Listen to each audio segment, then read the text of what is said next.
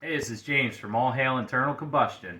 Today we're going to be doing some work on our work truck here. We'll be doing a timing kit, chain, double roller chain, and coils replacement, I think. And water pump, basically front end service, valve cover gaskets. We're going to be cleaning some stuff up, painting, going with an old Ford blue, and just making sure everything in the front end's tight and clean. We noticed that the water pump had a considerable amount of play while we had this belt off. Actually, when we did the power steering video, we noticed that there was a good amount of play here, and we're getting some antifreeze leaking probably from the water neck. So we got all new hoses and new bypass hose because this one looks like it's going to explode soon. So we'll give you a process, how once we get it broken down, show you how to set the timing, all that good stuff. So, alright, so far what we got done was we took out our fan shroud. You take the 2 bolts, 4 bolts out on the top, 2 bolts out on the top. You could tilt your shroud in a little bit. That'll give you access to the front of your fan. That'll be 4 13mm bolts that are holding your fan and your spacer together. Go ahead and get that out of the way, and then on these forwards, your fan shroud just slides up and out of the way. We've already pulled off the alternator. We've taken off the belts. We've taken off the water pump pulley. And one thing we're going to do while we're in here, we're going to take this AC condenser out because we no longer have AC in the truck, and this is just blocking airflow to the radiator and taking up space, and we can go ahead and scrap that and use the money to buy Twinkies and coffee. don't need air conditioning. That's what wing windows were designed for. So next we'll be pulling off our power steering pump, and we'll be pulling off our water pump and our harmonic balancer and pulley and our smog pump alternator bracket thingy that we're going to modify when we put it back in to shave some weight off of it and to get some crap out of the way that don't need to be there anymore. So we will be back. Well, if y'all watched our video where we did a power steering hose on this truck, I told you it was a filthy, dirty, disgusting mess. And it truly is, but we're going to clean a lot of this up. Because this is years and years and years of leaks here and there that nobody bothered to take care of. And as you can see inside of the water pump cavity, somebody either dumped a muddy old bucket of water in this bad boy at some point, or that doesn't look like bars leak or anything like that. To me, it just looks like really disgusting water, or this thing sat for a long time. So we're going to make sure we flush our radiator, and we got brand new hoses for it. We got a brand new thermostat for it, thermostat gasket, and we are probably going to try and flush the block too while we got this thing all taken apart, just to get everything cleaned back up. But as you can see, we got our water pump off. We're about to pull our lower pulley and our harmonic balancer off and get that timing cover out of there. Luckily, these timing cover bolts did not break going through the water pump. I've seen some of them where they snap right off and you're left with some nubs. But it seems to me like it's the 1986 and newer roller blocks that happens to a lot. I haven't seen it a lot on these older ones, and this is a 1982.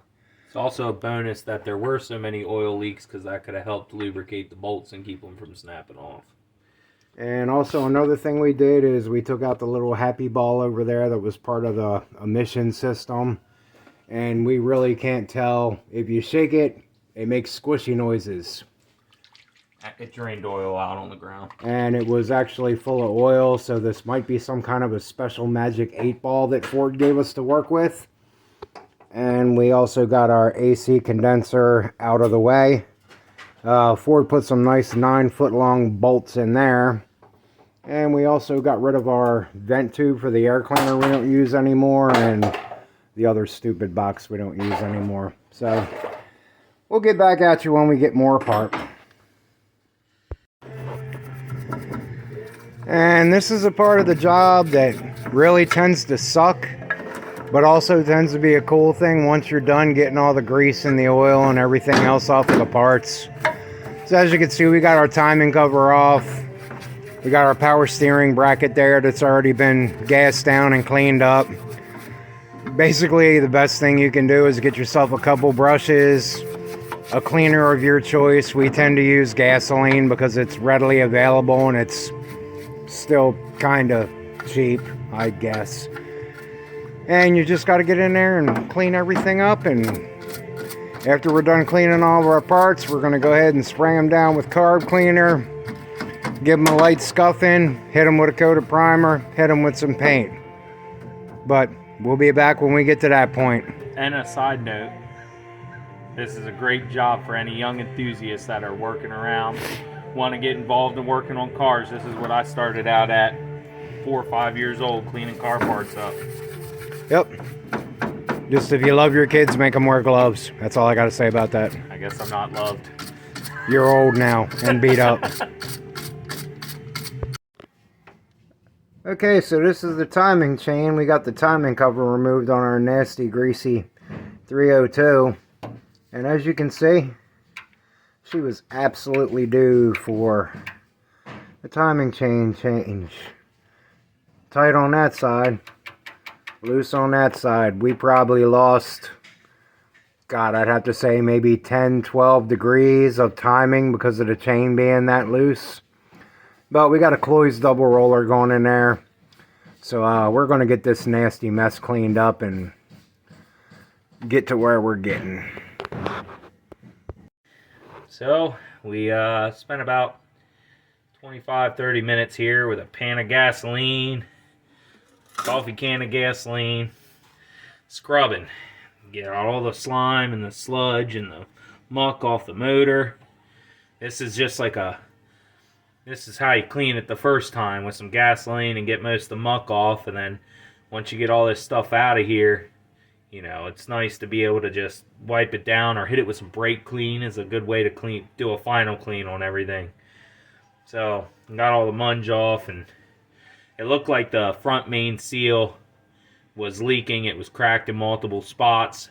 Oil was seeping out of it, hitting the harmonic balancer, throwing oil all over the place. That's why everything from the steering box all the way over to this inner fender well was covered in oil.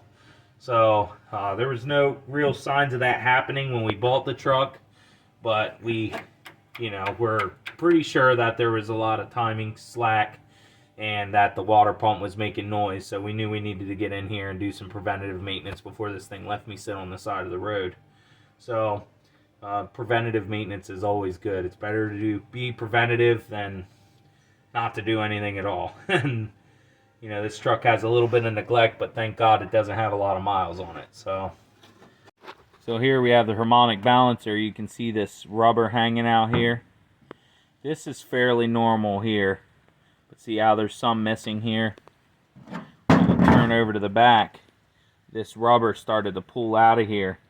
The problem with this, you don't want to reuse this, because this will affect your timing. If this even slips even a degree or two, you'll start coming off of timing, and none of your timing marks on your harmonic balancer will be correct. Now, we were suspicious of this because when we put our HEI into this truck, we were fairly certain that the timing marks on this harmonic balancer were not correct.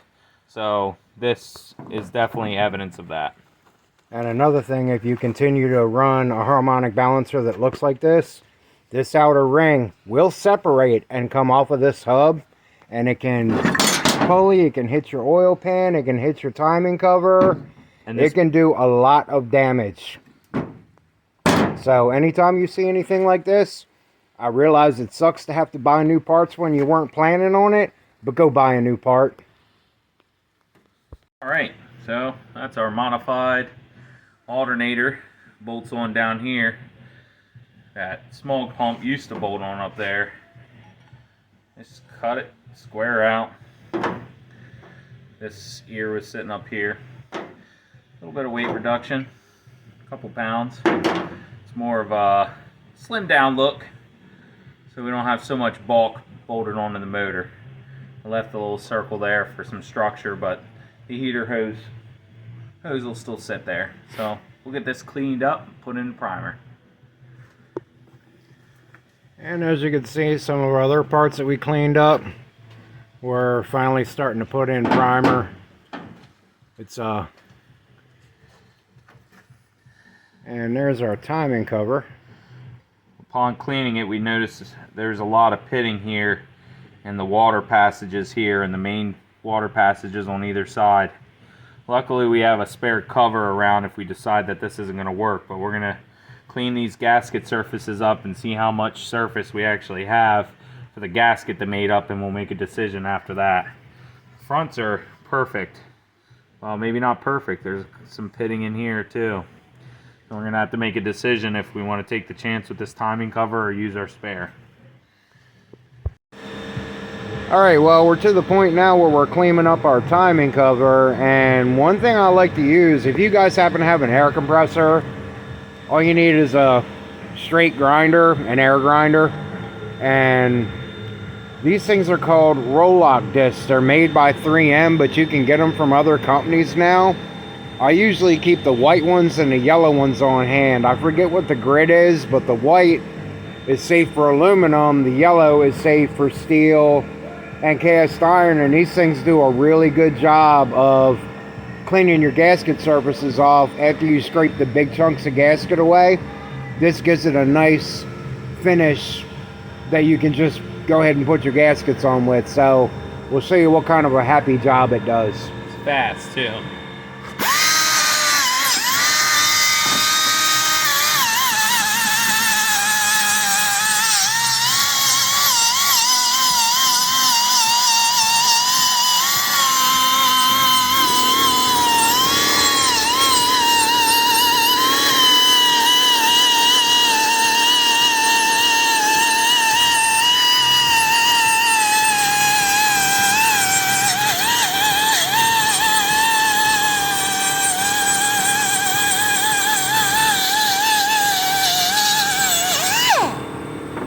This one's a little wore out, but when they're new, they do a really quick job.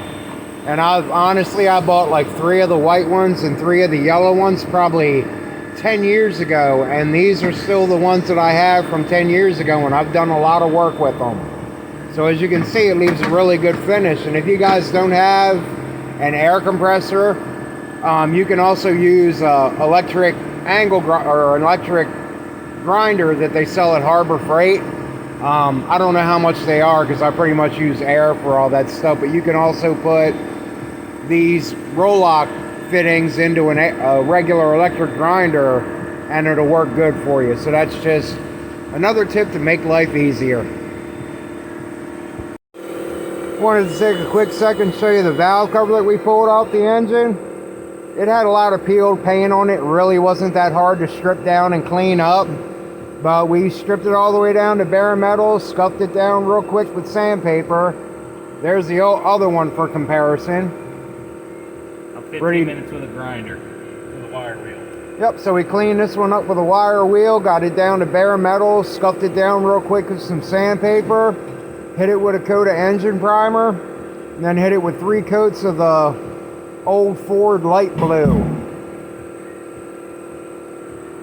And there's the happy water pump that we already painted, and we're working on painting the fan now and some brackets and pulleys and all that. So slowly getting everything cleaned up, and most engine paint suppliers tell you to put a super light coat on it first, then a medium coat, then your last heavy coat, and usually that holds up pretty good. I mean, the spray can method isn't as good as, you know, automotive base paint, but as long as you don't spill gas on it all the time, it does hold up.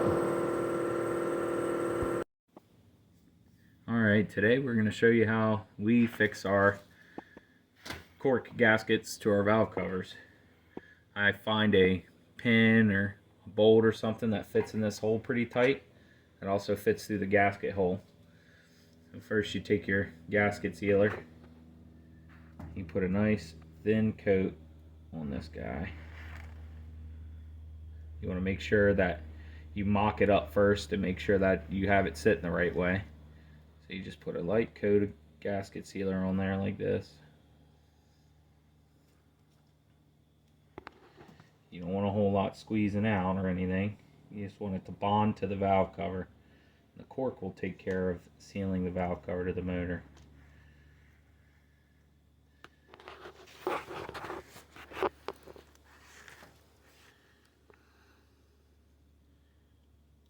Just like that. Get that nice even coat.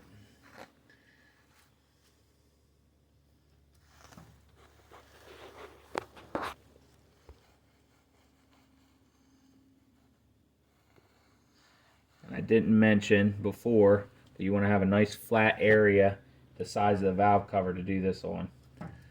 Our workbenches are a little crowded right now. We have this nice job box to do this on top of.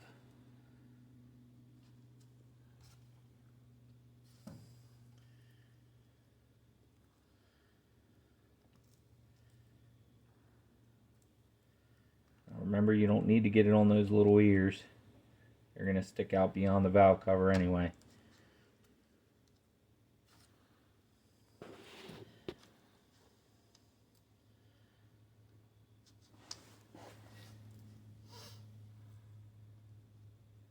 Something about the smell of Permatex Black Rtv.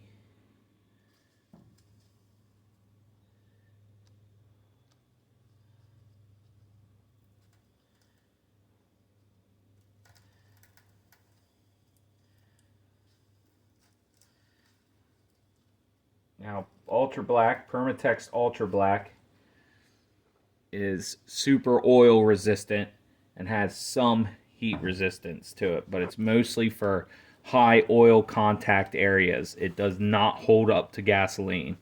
So if it's even a carburetor or something, you can't put this kind of stuff on a carburetor because it will break down instantly and start leaking. So this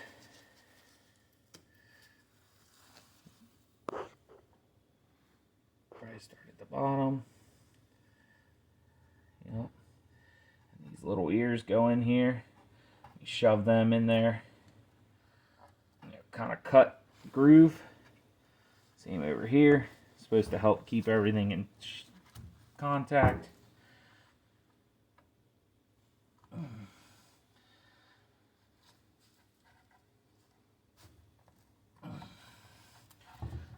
This one. Okay. I'm going to stick my rivets in backwards like this because we're going to put weight on top of the valve cover, and these pins will apply pressure and keep these holes lined up so that when we go to put this on our motor, it will seal everything down. So now we just need a substantial amount of weight to put on top of this. We'll find something here. Okay, I put some weight on top. I found an old carburetor box. Just enough to keep some pressure down so that the gasket has plenty of time to seat to this surface. And what that does is before you put it on your truck, you put a coat of oil on the cork gasket, and when you put it down onto your truck and seat it down, you could take your valve covers on and off without messing up your gasket. So it allows for quick tunability, you know, finding top dead center, stuff like that. So this is how we fix our cork gaskets to our valve covers. Works on all kinds, aluminum, steel. The process is the same. Alright, so here we're going to be doing the valve seals underneath the valve springs. This keeps oil from getting down in the cylinder. While the motor's running, this whole area is filled with oil. They come up through the push rods, soaks everything down. So there's a lot of oil up there. The valve seals go bad. You typically have issues of smoking on startup, or you know, even revving or taking off from a stoplight. So first things first, there's a lot of different methods on keeping the valves in place. So the first thing you need to do, just for precaution, is to make sure that this cylinder is at top dead. And get in there, take spark plug out, and we're going down. You want to try to spin in the rotation that the motor normally spins in. So then you just wait till this comes all the way up, right there, and where it barely moves. So when it hits top dead center, it kind of floats there for a second. Oop, a little too far. Go back the other direction. That's probably good. That's as tall as we're gonna get. That's okay. So by putting the cylinder up, it'll keep, when you take this out, it'll keep the valve from falling all the way down in the cylinder. So some people say you put a rope in there to hold your valves in place. I bought this tool off of Amazon. It was $15, I think. Super simple. Just screws into the spark plug socket. Hook air compressor up to it, and it puts compressed air inside the cylinder and holds the valves in place, and pretty tightly as well. Works pretty well. So yes, give her a couple spins in there. Nice thing too is that it's a brass end, so at least the metal on this is softer than the cylinder head, so cross threading's not as much of a worry. So grab the air line, hook this guy up. There, air compressor on. Alright, so got my air compressor hooked in. The cylinder's pressurized. I held onto the crankshaft. It will rotate the motor over, so we made sure that didn't spin. Put a little bit of brake clean on top of the valve stems here, just to kind of free the carbon up. And you want to be careful not to spray any new valve seals with brake clean.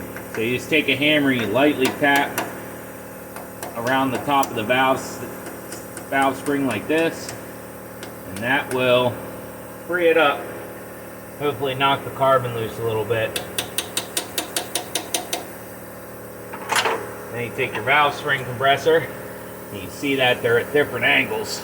I usually start where it's nice and even and twist the valve spring compressor while holding the teeth in down on the valve spring. What this allows you to do is get as low as possible on the valve spring so that you're compressing the valve spring a whole lot. The more you can compress it, the easier it is to get everything unhooked and rehooked back up. So this is a Ford small block 302. This is your exhaust port. The heads are identical on both sides, they're just flipped. So on the driver's side, your exhaust valve is first. You can tell the difference by how the retainers and stuff sit in there. So you crank this guy down. See, it's nice and loose there because we already knocked it loose. The retainers are pretty much just sitting there. You get your magnet on a stick, and you get in there. Do not lose your retainers. Get in there and pull them out like that. Lift your valve spring out. They're not as violent, as deadly as everybody says they are. And that's our old valve seal there.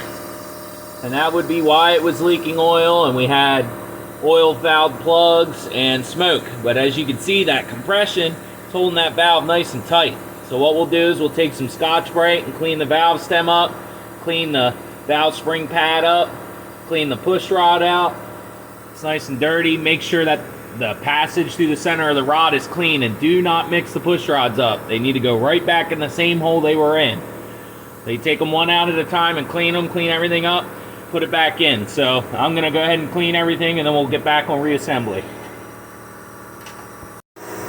Alright, so found the retainers. They fell on the floor on the magnet. So one retainer at a time. I just like to slide it in, make sure it seats in the right place. And then what I'll normally do is spin the spring around so you got an opening at the other side. Drop that retainer in.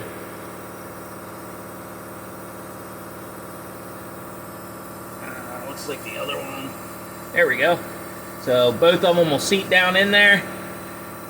Hold up on the valve spring while you're decompressing it. Keeps the retainers in place. Unspool your valve spring compressor. And there you go. nice and clean. Now you want to make sure your retainer seat. I take my punch. Just make sure that they seat down in there, and you'll see the valve spring jump there. That's how you know everything's seated to one another, and we're tight. So we'll that's all you need to do. It's easy as that. Now you need to make sure when you pull your rocker arms off that you keep them labeled, or do one at a time, or keep them labeled for what cylinder they go to and what valve they're for, or put them on a piece of cardboard and label them. So you don't want to mess that up, and you want to make sure that if you clean your rocker arms, that you make sure that you have, if there's any shims or anything underneath of them, put them back where they came from. So I suggest only doing one at a time, just to keep everything straight. So then when you reassemble, if the truck ran before or the car ran before, it should run exactly the same, just without the smoke.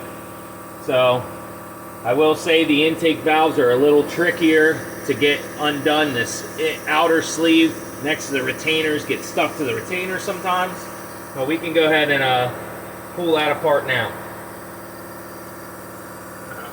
Again, put your valve spring compressor on, spin it down into place.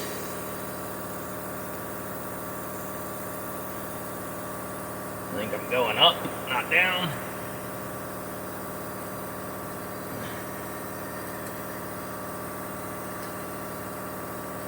Alright, in place. Press that spring. Looks like, yeah, I'm sitting on there right. Get you a little better view there. I don't think I'm grabbing enough spring, but we'll see. You can already see the spring's loose from that center stud, but you can see that that first retainer in there is stuck to the retainers. So that's where this punch and hammer comes in. We got compressed air going inside the cylinder. Give it a couple good whacks, should come right apart.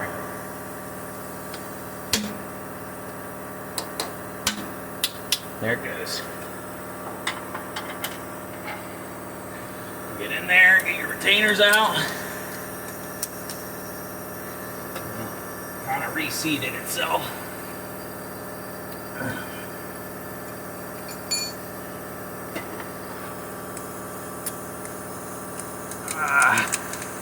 Sometimes it's a little bit of a struggle. I might have to compress the spring some more.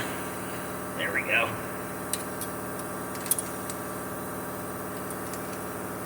You can kind of lean the valve spring in the direction that you need to go to get the retainers out. These are being really stubborn. Need the pick. Sometimes you gotta get the pick in there. Separate these guys apart from one another. They're really stuck on that valve stem. There it goes.